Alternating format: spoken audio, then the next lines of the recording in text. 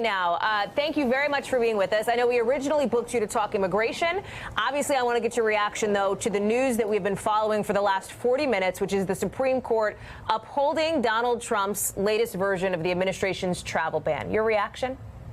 It's heartbreaking. I think this is a really problematic moment in our country's history. I think some of your previous speakers have talked about it, but I think it was Benjamin Franklin who said they who give up a little bit of essential liberty for some temporary safety will get neither, the essence of his quote. And I think that's what's happening today. If you suspend everything that the president said about the intention of why the Muslim ban was put into place, which I think is what the majority essentially did, then I think you can make that case for a whole host of things that the president's saying.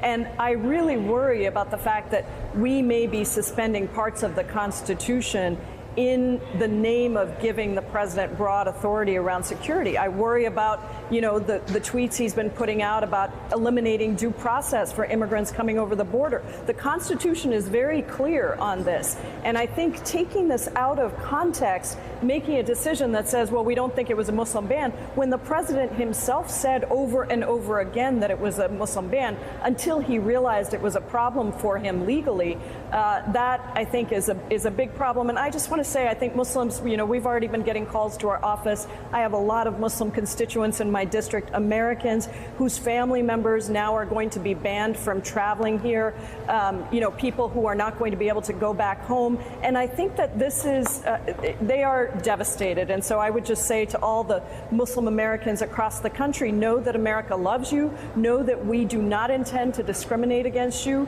and that we are absolutely a country that believes that no matter what religion you are afforded the same rights. Unfortunately, I think the Supreme Court's decision, and I haven't had a chance to read the full decision yet, it just came out, but unfortunately, I think the Supreme Court's decision sends a very dangerous message, a different message to Muslim Americans, but more than that, to I wonder what it does to embolden the president around a whole host of other equally bad or potentially, even worse things that he might put into place now. So then 2 quick questions for you, Congresswoman. We heard from some of your colleagues on the Senate side that talk about congressional checks and balances, but Dick Durbin acknowledged he's doubtful that's actually going to happen, given that Congress is not controlled by Democrats, it's controlled by Republicans. Do you agree with Senator Durbin's assessment? I think it's a real problem. It's why I think we have got to make the case to the American people that we need to have checks and balances against this president who is undermining our Constitution and our democracy. We need to have Democrats in power in the House and the Senate so that we can start to push back on some of these things that are fundamental to who we are as a country. I do worry that right now, none of my Republican colleagues in the House are standing up, even when they tell me privately that they don't agree with what's happening, that they don't think we should be doing some of the things that we're doing. No, I'm not, because, this is the nature of our relationships. What I will tell you is that I've said to them, please speak out. I did on Budget Committee the other day speak out very clearly to Jody Arrington, who made a statement about how immigrants are great, that he has many in his district. And I said, well, then speak out against language like infestation and invasion. This is what the president is doing. He's trying to turn Americans against immigrants who are also Americans, by the way. I am a proud immigrant from India, one of only a dozen members of Congress who was born outside of the United States. I said to my friend and colleague, Representative Arrington, please speak out. And you can find that clip.